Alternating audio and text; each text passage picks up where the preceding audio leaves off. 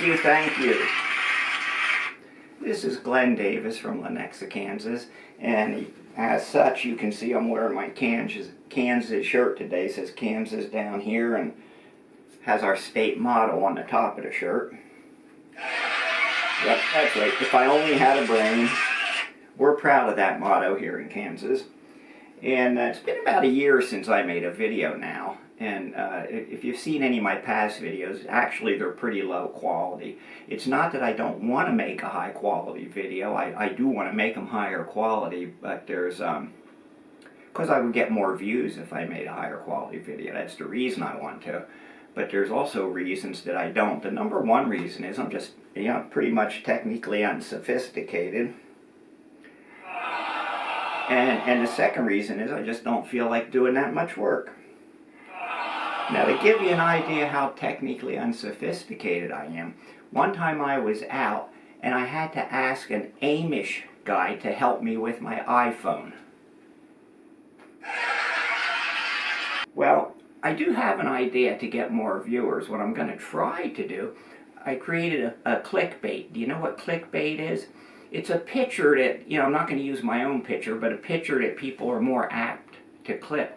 So what I did, I went on to AI and I created a picture of a girl in a bikini playing a guitar. But today, we're going to do a song, Ramblin Man. Of course, that song was written, sung, and played by Dickie Betts when he was with the Allman Brothers. And I wanted to give this lesson because it's an easy one to teach, it's an easy one to play, because it's, like a pentatonic scale. It's over that, so I'm assuming most of you already know a pentatonic scale. I don't know, I was probably 12 years old when I started playing, and not long after that, maybe when I was 14 or 15, somebody showed me a pentatonic scale. And I found it worked. A lot of things I played were in A minor, and I played that scale and it worked, and I could play blues and other things with it. And that went on for about 30 years, maybe till my mid-40s, and that's pretty much all I knew. And then one day I was trying to play something, I think it was in the key of C major, and complaining to my friends that, nothing seemed to work. And he says, well, in the key of C, and it's sad, that scale you're playing will work. But if it's a happy song, then you have to move 3 frets down on the guitar and play that same pattern, and that would be like from the 8th fret down to the 5th fret. Now, when you do that, it'll fit for happy songs. So, right away I doubled my musical knowledge. Yeah, that's not funny. But when I tell you that story, you're probably thinking, man, he's a slow learner. Well, it's not really that I'm a slow learner. In fact, I think I'm very smart. Actually, in my high school, when I went there, I was the second smartest kid in the dummy classes. God, I know.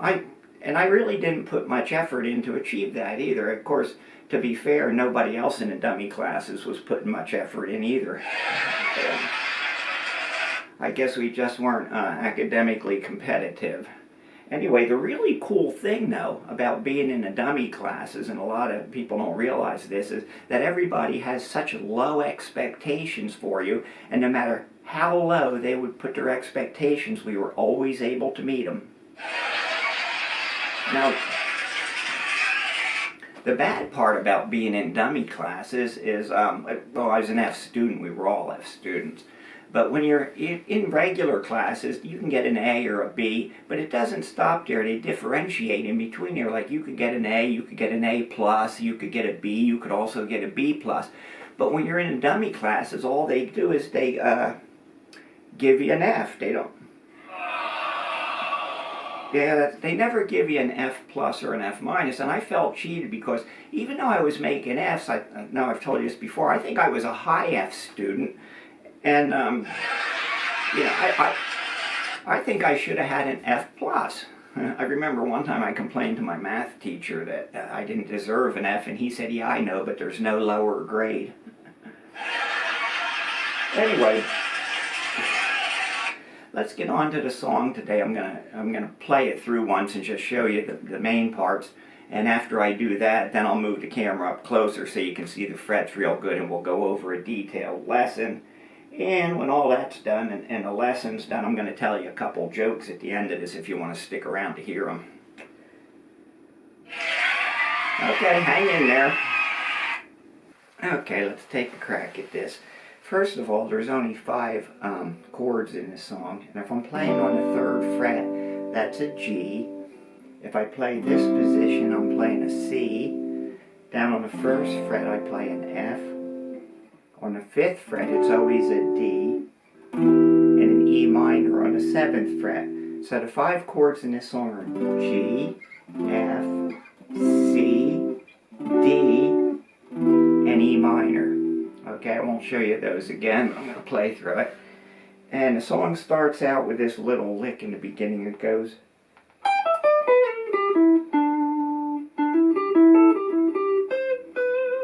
And it goes into, actually plays the chorus first. It goes, Lord, I was born a rambling man, trying to make a living and doing the best I can.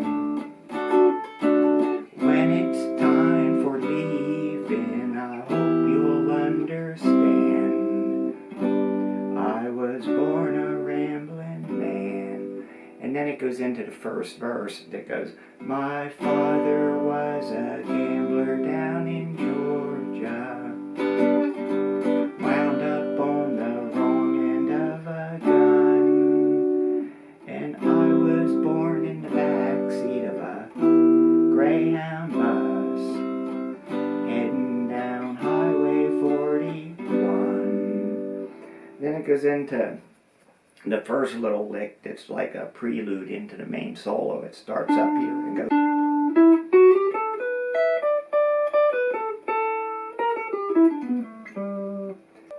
Then it goes into the main solo, which is something like this.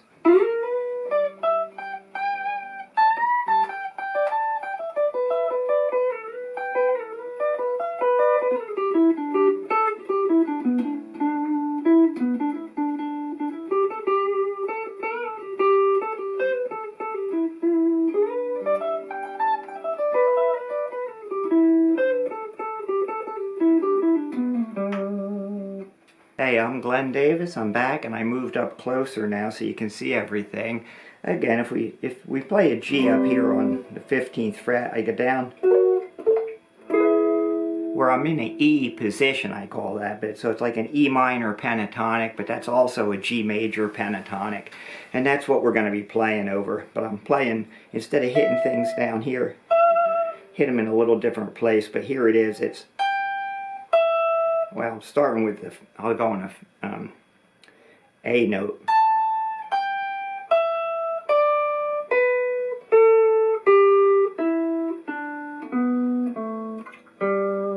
So that's pretty much the notes we're going to be using on this G pentatonic scale. And when we go off the G pentatonic scale, I'll point out where we're going off. Otherwise, that's the notes I'm going to be hitting. So if you can't clearly see my finger, it's probably one of those. So let's do the first lick that opens up the song. It's and a slide. So you don't really hit this note, you just slide down to it. That's the first note, just going right up the, or right down the pentatonic scale. And then the second half is,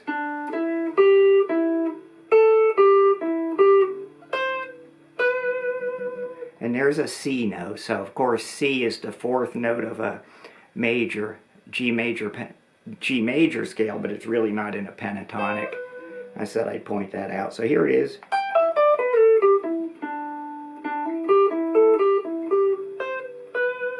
And here it is real slow again.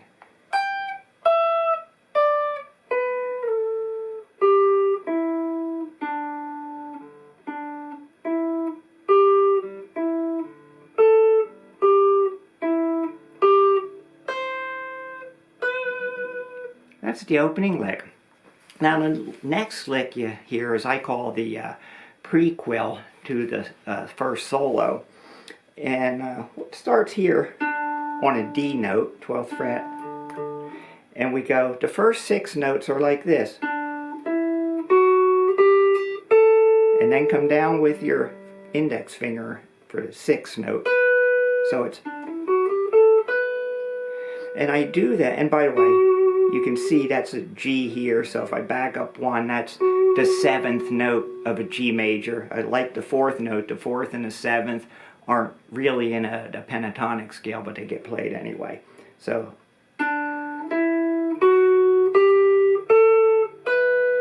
and go down with your index finger, because now for the second half it's the E string, B string,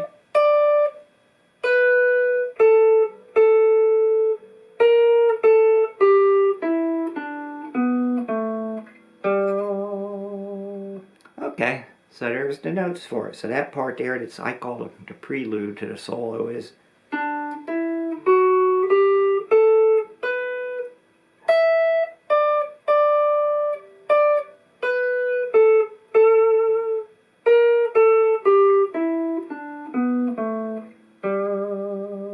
and again, there's multiple guitars playing, and if this is the first note, the second guitar is probably playing a third, and you know, he's doing something like that along with a. But I'm trying to play the dominant guitar to you pretty much here. So that's the prelude into the solo, and then the solo starts at, on the G string. You slide up to the 16th fret and go. That's the start. It's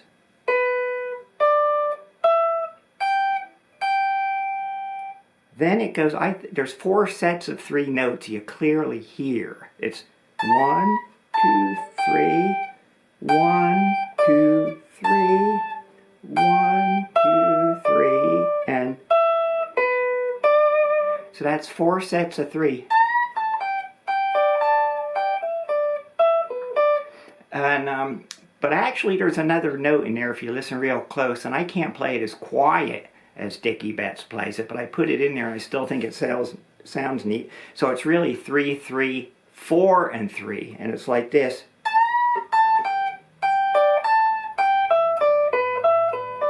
Like that. And again, it's your fingers here, it's easy to do that and put the whole thing together. If you look, there's not much finger movement in that whole thing. It's muffle the strings a little, that's why I put that up there.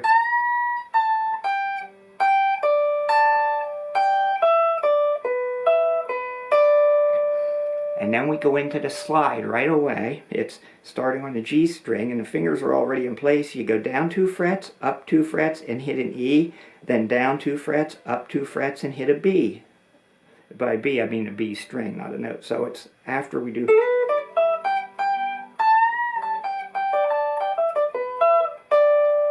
Then it goes just like that. So it's, try that again.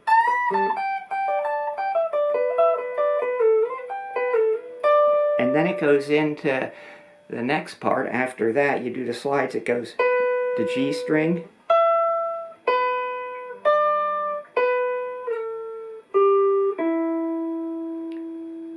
so to add that on, it's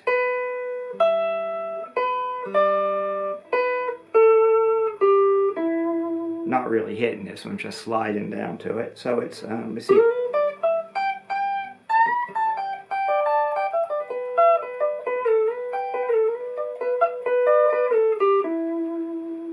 And now the next part is actually changing cadence, so it's a little sometimes hard when you're learning this to put it in, you know, without slowing down or anything. It starts on this D string, and it's also a D note there, and just gets down between these two and goes.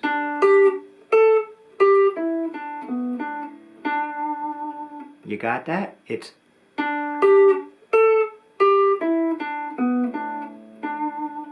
So now I'll add that on.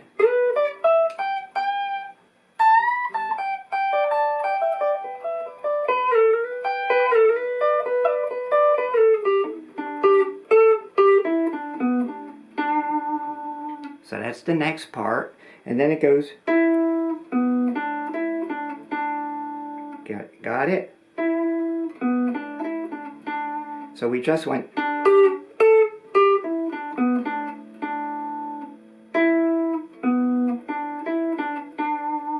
Then it goes. Got it? It's just. And then.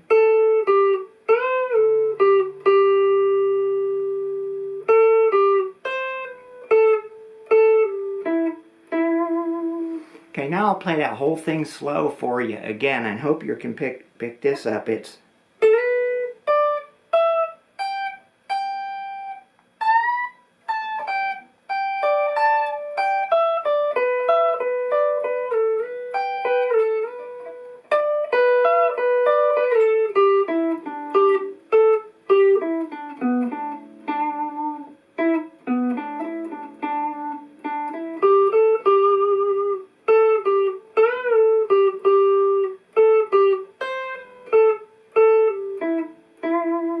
Okay, we're up to that much.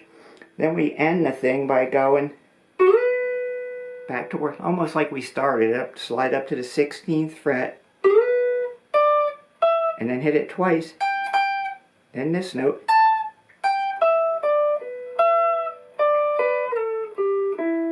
And then.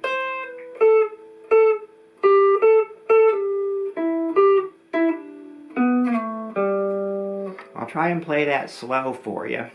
I mean, here's what it sounds like, a little faster.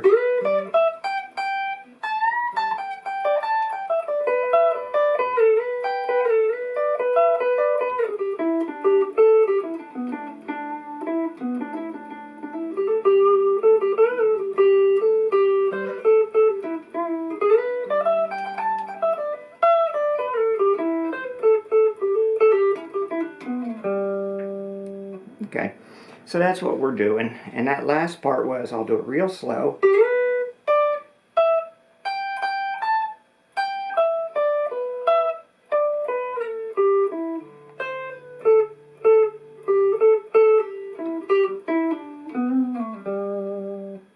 And I guess that's where it ends. So now you know all the guitar parts in the first solo. I'm not going to go over the back, but you know, he does this a lot. It's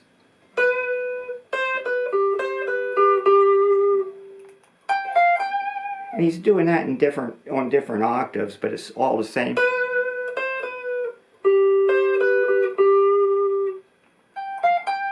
And I think there was another guitar going.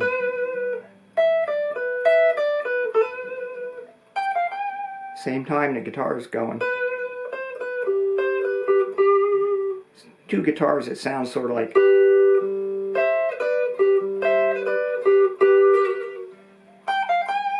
You can play with some of that stuff at the end, but that's the lesson. Stick around now. I'm going to tell you a couple jokes. I think you'll find these are funny, and it's a good break after all this serious guitar work.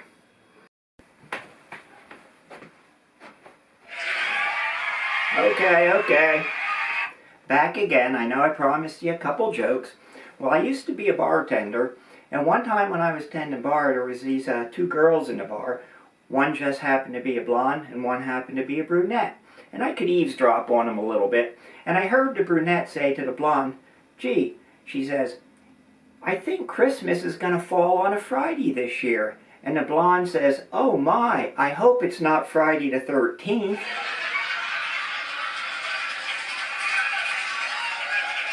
Yeah, that was a real howler, wasn't it? Anyway, these two girls are still sitting there, but now the attention focuses to two guys who were sitting down the other end of the bar. And they're arguing, and the first guy says, "I'm telling you, womb is spelled W-H-O-O-M. And the second guy says, "No, I've seen it in print. Womb is spelled W-O-O-M. There's no H in the word." And the guy goes, "No, I don't know what you're talking about." He says, "I've seen it in print several times, and womb is spelled W-H-O-O-M. And the second guy again says, "No, you're wrong. It's W-O-O-M. And they're arguing, they're getting louder and louder, so one of the young ladies comes down to tell them to be a little bit more quiet. And she says, "First of all, you guys are getting a little loud and you're starting to annoy the bar. I wish you could keep it a little lower. And secondly, you're both wrong. Womb is spelled W-O-M-B. And the guy looks up at her. They're sitting down, she's standing up. And he says, well, first of all, young lady, it's none of your business what we're talking about. And secondly, I don't ever think you've heard an elephant fart. Yeah. Okay, there's your couple jokes. I hope you like the entertainment. So have a nice day. Be nice to everybody. And he says, well,